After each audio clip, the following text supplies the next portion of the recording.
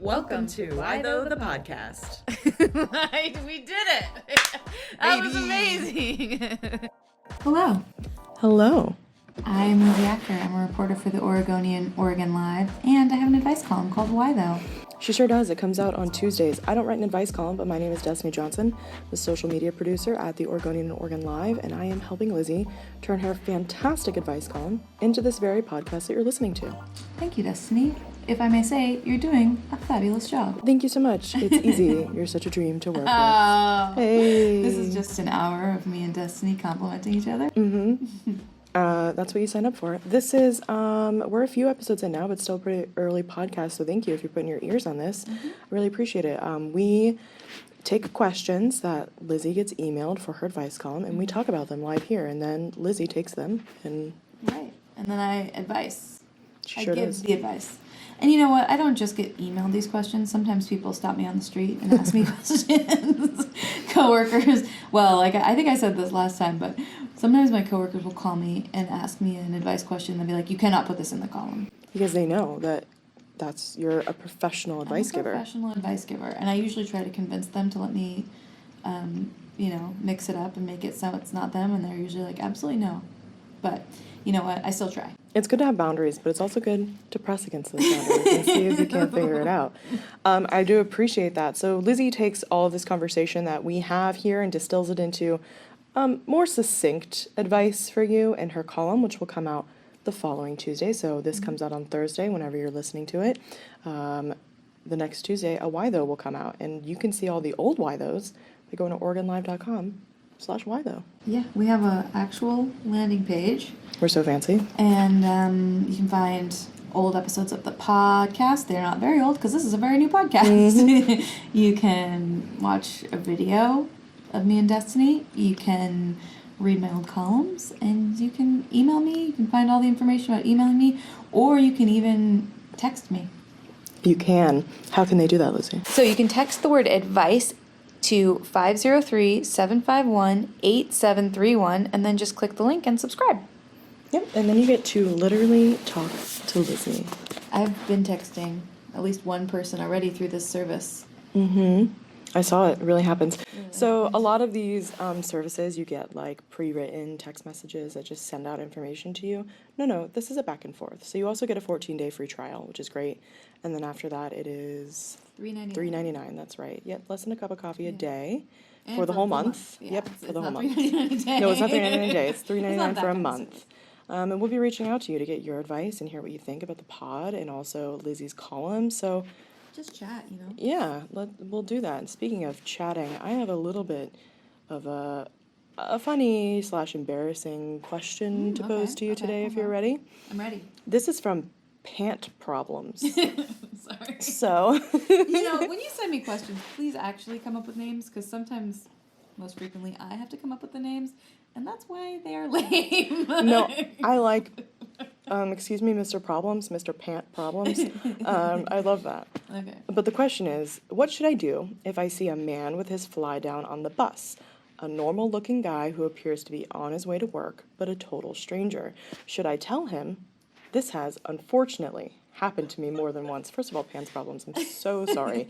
I don't think it's you. And if you're wondering, is it me? I don't think it is. No. I think it's men. I think it's men. Yeah. So what would you do, Lizzy?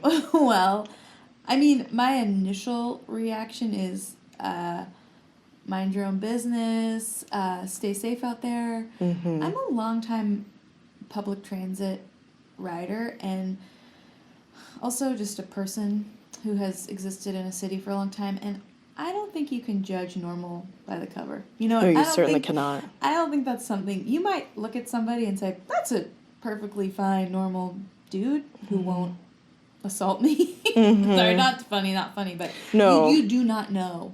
You do not know how someone's going to react, and if it's a total stranger, then, and you haven't had any interaction with this person, I would say leave it alone. I will say one time, this makes me think of this, I was walking down the street in San Francisco, and this lovely gentleman chased after me. I was like, oh my God, and I turned around and the guy was like, your skirt is tucked up in your underwear. Oh my God, that's so nice.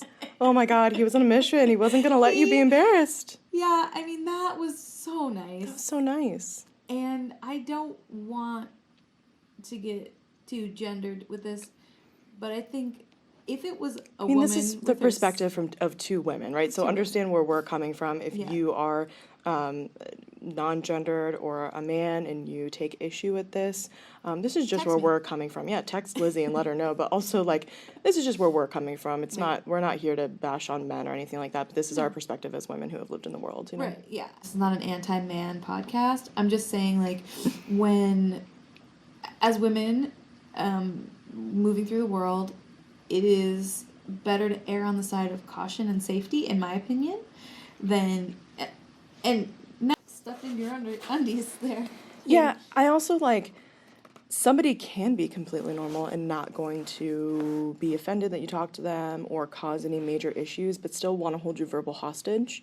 I think a lot of people are normal, but also just are people I don't want to talk to.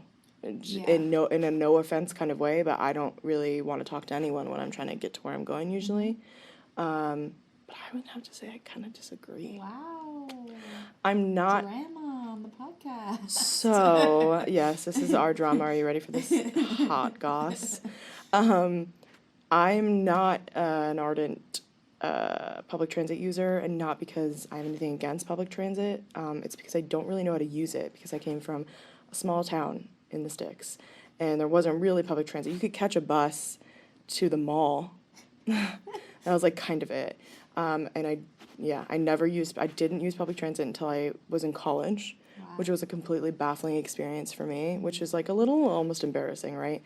But and then I traveled around Europe and had to use that public transit, which was an adventure for a little gal like me. And I haven't used much of the public transport here in Portland, so I'm putting that out there because I think that's important context, right? There is a culture that exists on public transit that I'm not super familiar with.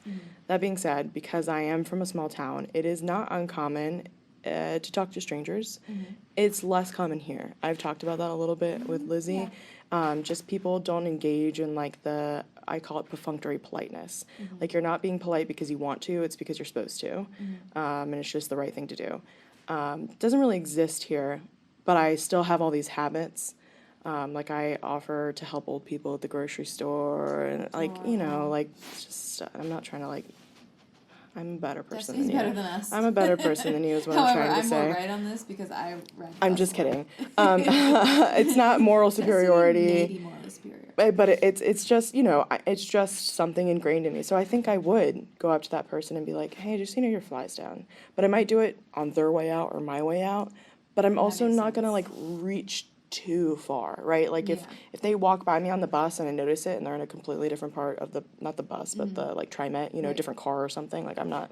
Yeah. That's okay. I was about to say, if you must, do it on your way out. I think I would, just to protect myself, largely from having to be engaged in a conversation I don't want to be part of, but I'm too polite to say, I gotta go. Right. Yeah. I mean, I have, like I said, I grew up actually in a pretty small town with kind of not much very useful bus system, so I didn't ride the bus as a kid at home. But as an exchange student, I rode a lot of public transit, and I traveled and used transit, and even traveling to Seattle as a kid, we would use transit and ride the train and stuff, and so I feel like I've used a lot. But in Portland, pre-pandemic, I was a 2 times a day bus rider. Love that. Pre-pandemic, pre-child, but my child and pandemic are pretty much the same in terms of timing, and I don't think that I love getting, actually one thing I do sometimes like about the bus is that you can have a conversation with a total stranger. So I feel like if I had just happened to strike up a conversation with somebody and had done a bit of a vibe check on them and noticed they had their fly down, then I would say something.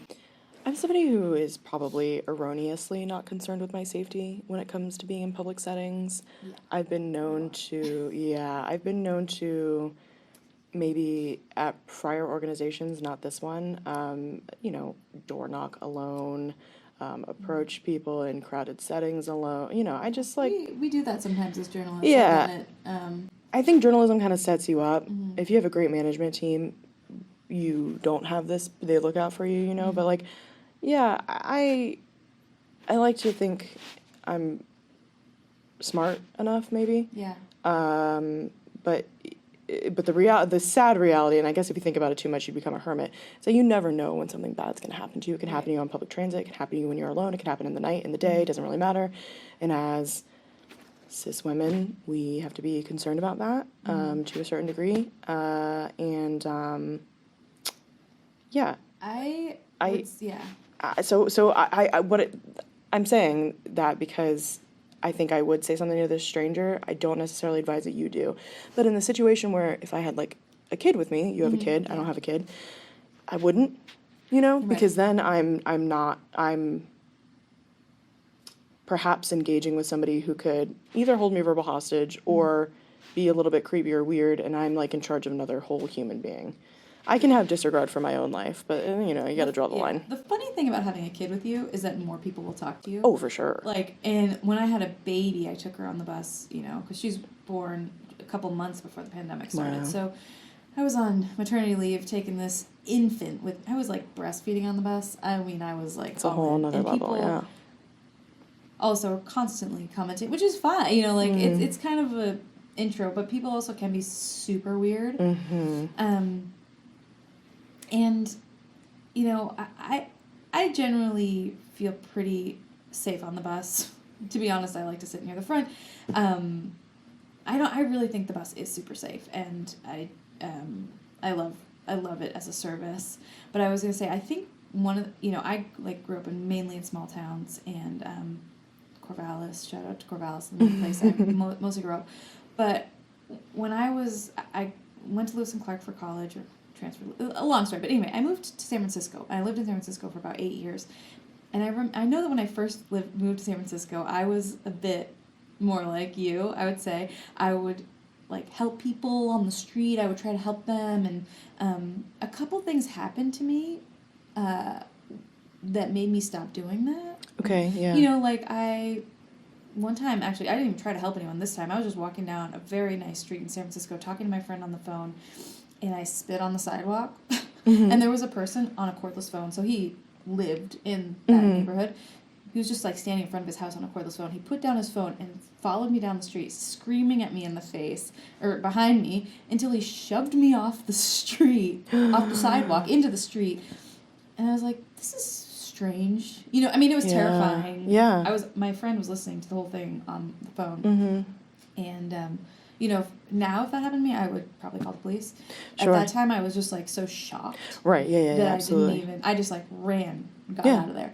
And then, a couple times trying to help people, drunk people, get into a cab or something, getting shoved. I got shoved multiple times. Yeah. Which stopped me from maybe interacting and engaging with people on that level. I think when I moved there from Portland, I thought I can help everyone, and by the time I left, I was more I need to protect my own safety. And honestly, when I was in my early 20s living in Portland, I did some super unsafe stuff that involved, getting in cars with strangers and stuff like that. And I had just a different relationship to that. And now I'm I don't want to hurt anybody's feelings, but I'm moved past that. I actually don't care. If I'm going to hurt somebody's feelings, I would rather just stay safe. Which is funny because I was probably a lot more in danger when I was 22, and now that I'm 40, nobody's actually that interested in abducting me. They're we don't have time for that. Well, I have some thoughts about this, and I'm going to tell you all about them when we come back from short break. Okay. And we're back from our little break, and here are my thoughts about that. Yeah. I wouldn't call myself confrontational, but I bet there's a long line of people who would. Destiny, you literally called yourself confrontational last episode. Well, I would say I go to great lengths to avoid conflict in my life. Okay. even cumbersome things to avoid conflict in my own life. I do, however, heartily believe in the hypothesis of mess around and find out. And that if somebody would like to mess around with me, they will certainly find out. So if somebody started screaming at me for spitting on the sidewalk, I know that I'm not the kind of person who would run or keep walking. I would turn around and be like, say that to my face. I would get punched out by an adult man because clearly that man was unhinged. Oh, yeah, unhinged. You know? I was just like walking. It was so weird, so unexpected. A super nice, like fancy neighborhood. This is why I'm like, you don't know who's normal. You don't. This person, I just walked past. They seemed totally normal and they were unhinged. And I did actually, after he shoved me off the sidewalk, I turned around and I said, "Get the away from me." Good for Which you. is something I learned from my mom long ago, and I should have like employed it earlier in that interaction. Yeah. You know, like it actually, if you yell at Causing a someone's scene face, is the way. yeah, they don't like it. Here, yeah, I was gonna say, this is what I've learned. If someone's causing a scene with you, Right. if you are comfortable enough to cause a bigger scene, people do not like that. Yeah. They do not. They will stop what they're doing and they're like, whoa, this script has flipped. Like, I'm fine with a stranger thinking I'm like a little crazy. Me too. Yeah, You know? totally. But I also have the opposite anecdotal experience that you do. I guess that keeps me doing, except for the old lady in the grocery store, which is a story I'll tell for another time.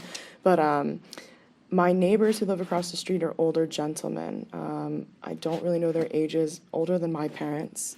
Older gentlemen. Destiny's young parents. My dad is That's true. gonna be 70 and coming up here soon. So, you know. But anyway, there's a man who owns the house. He's got some roommates to help him pay for his mortgage. They're all super nice. But he came over one day. I didn't really know him like that well. And he had a giant hole in the fly of his pants. And he was just talking to us through the door. He had brought us some fresh chicken eggs. So obviously we know this man is nice, right? Yeah. Like, we've established the niceness of this man. So this is a little bit of a safer situation. Right. But I was like, hey, if you bring those pants over, I'll sew them up for you like I sew. So he brought the pants over. He also gave me some more chicken eggs, and I returned the pants. And then I really like that you're specifying they're chicken eggs, because what other kind of eggs? goose eggs, fish eggs, Oh, God. any kind of waterfowl, you know. Duck eggs, yeah. Yeah. Okay, well, I love He it. has I love chickens, fresh and I eggs. love them, and they're very cute. But and then his other roommate was like, "Hey, do you think you could sew this dog bed for me?" And I was like, "It would be my pleasure," Oh like my for his big gosh. dog who had ripped Aw. it, and so like now we have like a good bartering system. Yeah. Like he left me some soup on my doorstep the other day, which was very sweet. That's sweet. So like this is different. This is in your neighborhood. This person has the opportunity. Any of your neighbors have the opportunity to no longer be a stranger to you if you Yeah. decide that for you, and I don't blame you if you don't. So it is a different situation, but I guess stuff like that keeps me interested in like trying to engage. But just be smart out there. I mean, Lizzie's. I support engaging with your neighbors, and I will say, in terms of neighbors, I'll tell the story really quickly. Once, not long ago, a while ago, pre-pandemic again, we'll say. Sure. We had security cameras at our house, and there was like this person looking at our house, and like we saw this person on the camera. We were both gone from home. We saw it later in the evening, and like these people kept coming back, and what was going on, and they seemed like they were casing our house or something. Yeah, that's so we weird. called the police. Sorry, we did that, and they were surprisingly interested, and police came to our house, parked in front of the house, and we gave the guy like a DVD burned of the camera. Just, they were like, just in case like these people are stealing things from the neighborhood. Police car drives away, had the lights on in front of our house. Suddenly, there's a knock on our door. It's the people from the camera. Okay. They were like, oh my God, did something get stolen from your garage? We're your new neighbors, and your garage door was open all day, and we were trying to close your garage door, and we finally closed it. But did something get stolen before we were able to close it? That's so nice. Oh my gosh. And the funny, and- humiliation. yeah. Also, it turns Did you out- tell them? Oh, yes. Oh, okay. They are like our close friends now. That's great, Like, yeah. They were amazing people. Yeah, and that's really kind. Great neighbors, and still great people. We don't live there anymore, but that was like the opposite of, I was like, I was being a little too paranoid. And also, close your garage door, you idiots. And that's so funny. And so lucky that it was the kind. So lucky. Here's the thing that I try to think about sometimes. It's like especially when engaging with strangers or maybe having a negative event with strangers that can leave you feeling like, God, people suck. Like the incident on the street in San Francisco, or maybe you have, you see something, crappy on public transportation or whatever, like, I know people are kind because I am kind. Right. And so I think about that a lot in terms of whether or not I'm going to engage or not engage with somebody that I don't know, or maybe the situation is weird, like some dude's, boxers are hanging out of the front of his shorts or whatever. Like, can I be kind about this? Am I going to regret it later? Right. And I think, like always, what you should always do is check in with yourself internally, because we have a lot more ability to check the vibes of a situation than we give ourselves credit for, Also, I think,